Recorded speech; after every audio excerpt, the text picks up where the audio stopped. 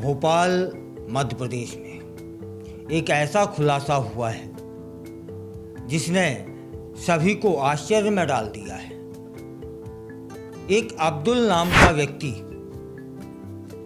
नेहा किन्नर बन करके, मतलब अपनी पहचान छुपा करके बरसों से भोपाल में रह रहा था। उसका मकसद क्या था?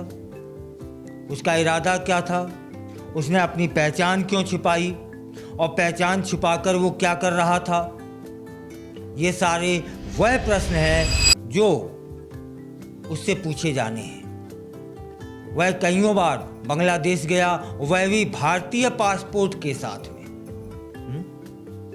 फिलहाल वह पकड़ा गया है। उसका असली नाम अब्दुल है और वह भारतीय फर्जी पासपोर्ट के जरिए कई बार बांग्लादेश की उसने यात्रा की और यह एक बड़ा खुलासा हुआ है एवं सुरक्षा उल्लंघन भी माना जा रहा है। पुलिस कहती है कि वह लगातार सेंट्रल एजेंसियों के संपर्क में है और इस केस की तह तक जाने की पुलिस कोशिश कर रही है। पुलिस के अनुसार ही कि उन्हें एक मुखबिर के द्वारा सूचना मिली थी। वरिष्ठ अधिकारी हैं शालिनी दीक्षित। वे बताती हैं कि सूचना के ही आधार पर नेहा की असली पहचान का खुलासा हो सका है। फिर उसे एक रात अभियान चलाकर गिरफ्तार भी कर लिया गया। फिलहाल वह पुलिस की हिरासत में है 30 दिन के लिए। अब्दुल को, जो कि नेहा किन्नर के रूप में रह रहा था, फिलहाल तलैया पुलिस स्टेशन में कड़ी सुरक्षा में रखा गया है और इन 30 दिनों के अंदर उससे गहन पूछताछ होगी। पुलिस जेंडर वेरिफिकेशन टेस्ट भी करा सकती है ताकि यह भी तो खुलासा हो कि वह ट्रांसजेंडर है भी कि नहीं, या यहाँ भी उसने कोई छलावा किया है। Bhopal cyber crime team Abdul के मोबाइल और उसकी कॉल डिटेल और अन्य डिजिटल डाटा की जांच कर रही है। जल्दी ही कुछ नए खुलासे हो सकते हैं। पुलिस यह भी जानना चाहेगी कि क्या वह किसी बड़े नेटवर्क का हिस्सा था या अकेले ही इस जालसाजी में लिप्त था। यह तो है कि बांग्लादेशियों की घुसपैठ लगातार बढ़ रही है, वहीं हमारी पुलिस भी नज़र रख रही है। यह घटना उस समय सामने आई है जब हाल ही में मथुरा में 90 बांग्लादेशी नागरिकों को अवैध रूप से रहने के आरोप में पकड़ा गया था। इससे देश भर में विदेशी घुसपैठ को लेकर चिंता और सतर्कता दोनों बढ़ गई है। इस केस में कि जो मुख्य बिंदु हैं वो बताता हूँ कि यह कोई नेहा किन्नर नहीं था। इसका नाम था अब्दुल कलाम, जबकि इसने पहचान बना ली थी नेहा किन्नर है, बांग्लादेशी है और इसके पास फर्जी दस्तावेज प्राप्त हुए हैं, जैसे फर्जी आधार कार्ड है, वोटर कार्ड आईडी है, पासपोर्ट है।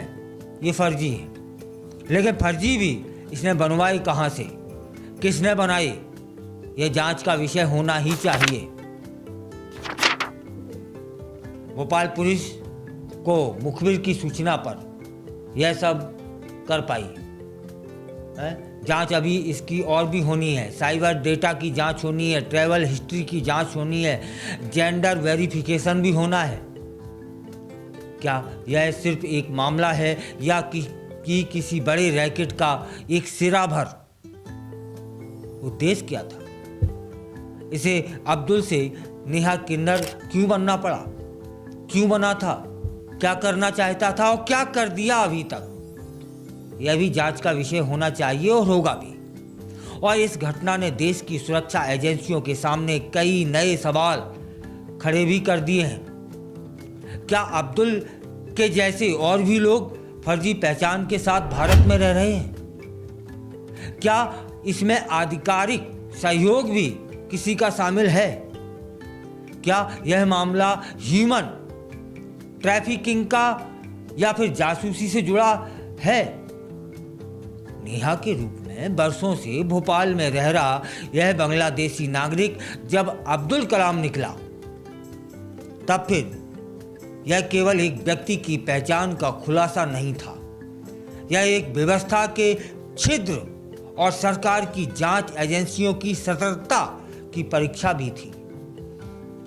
इस केस की जांच आने वाले समय में कई और चौंकाने वाले खुलासे कर सकती है और यहाँ हम सभी को भी सतर्क रहने की जरूरत है।